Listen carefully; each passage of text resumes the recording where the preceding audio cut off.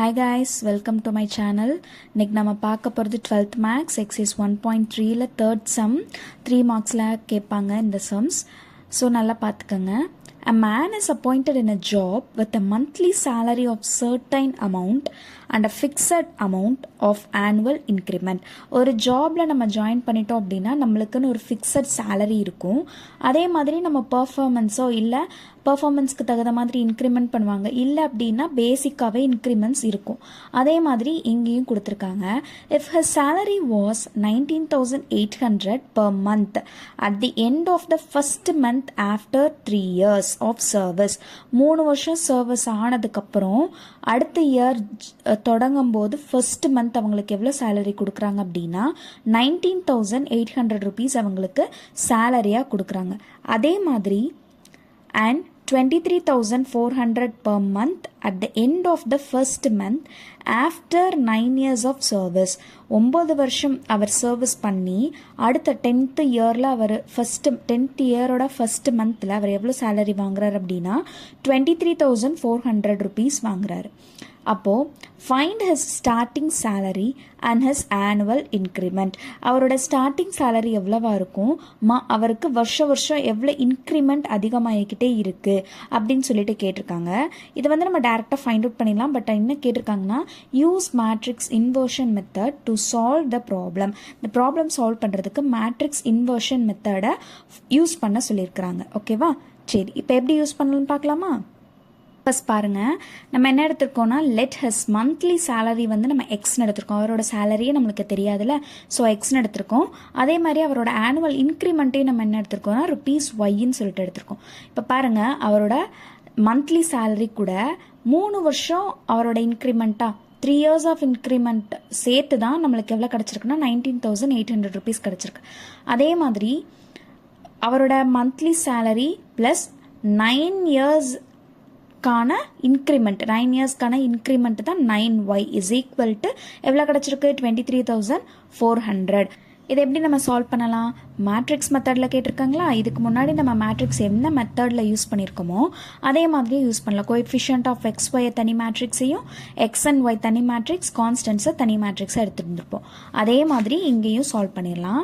இப்போ இங்கே என்ன இருக்குது, எக்ஸுக்கு முன்னாடி 1 தான் இருக்கா, ஸோ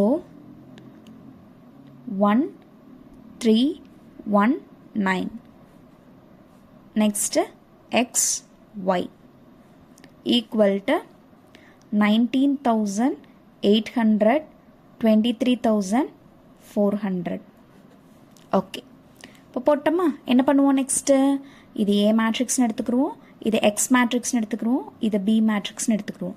அப்போ என்ன ஃபைண்ட் அவுட் பண்ணணும்? X is equal to A inverse of B. Very good. Okay, இப்போ ஏ இன்வர்ஸ் ஃபைண்ட் அவுட் பண்ணிடலாமா? ஏ இன்வர்ஸ் எப்படி ஃபைண்ட் அவுட் பண்ணுவோம்?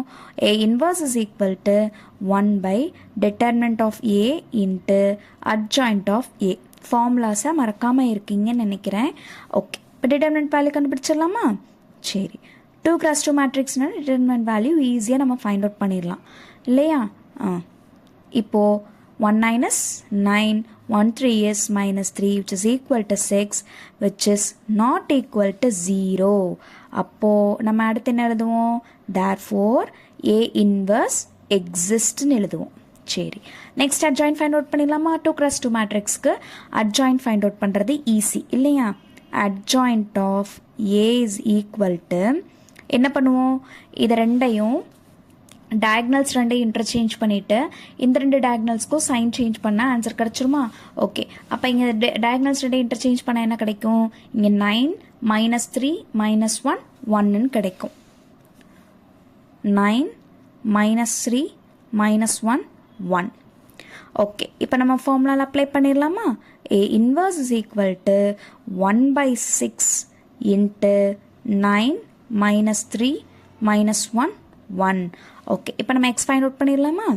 X is equal to A இன்வர்ஸோட value 1 by 6 9 minus 3 minus 1 1. B matrix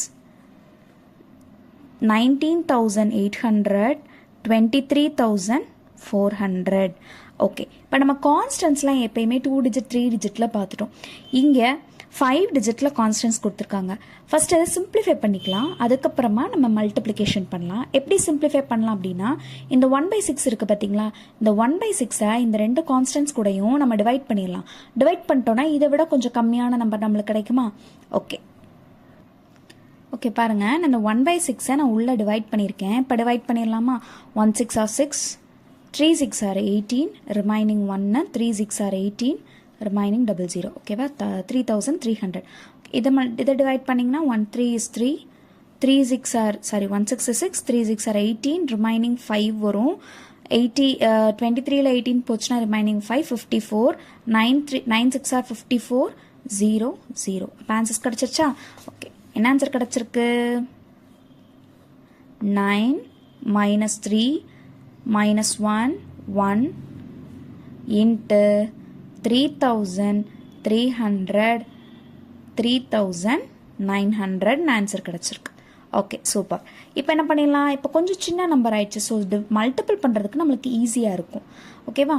9 first row first காலம், இதில் ஒரே column தான் இருக்குது. First row first column, second row first column. ஓகேவா? 9 வச்சு 3300ஐயும் -3 வச்சு 3900ஐயும் மல்டிபிள் பண்ண போகிறோம். ஓகே, மல்டிப்ளை பண்ணிடலாமா? 9 into 3300 is 229,700. ஓகேவா? மல்டிப்ளை பண்ணி காட்டுறேன். 3300 into 9 0 0 9 9 3s are 27, remaining 2, 9 3s are 27, 27 plus 2 is 29. அதே மாதிரி 3900 into 3 0 0 9 3s are 27, remaining 2, 3 3s are 9, 9 plus 2 is 11. Okay சரி, minus 11700. 1 into 3300 is minus 3300 plus 3900. Okay, இப்போ சால்வ் பண்ணிடலாமா? 29,700லேருந்து 11,700 சப்ராக்ட் பண்ணால் நம்மளுக்கு என்ன ஆன்சர் கிடைக்கும்? 18,000 கிடைக்கும். ஓகேவா? நெக்ஸ்ட்டு 3,900லேருந்து 3,300 சப்ராக்ட் பண்ணால் 600. ஓகேவா? இப்போ நம்ம என்ன கிடச்சிருச்சு? நம்மளுக்கு எக்ஸ், கேபிட்டல் எக்ஸோட வேல்யூ கிடச்சிருச்சு. கேபிட்டல் எக்ஸ்னால் என்ன? X is equal to 18,000 and Y is equal to 600. Okay, இப்போ நம்மளுக்கு எக்ஸோட வேல்யூ, ஒய்யோட வேல்யூ கிடச்சிருச்சா? இப்போ நம்ம எக்ஸ் என்னன்னு எடுத்தோம்? அப்போது தேர்ஃபோர் என்ன எழுதிடலாம்? His monthly salary, his monthly salary is rupees 18,000. அப்புறம் and his annual increment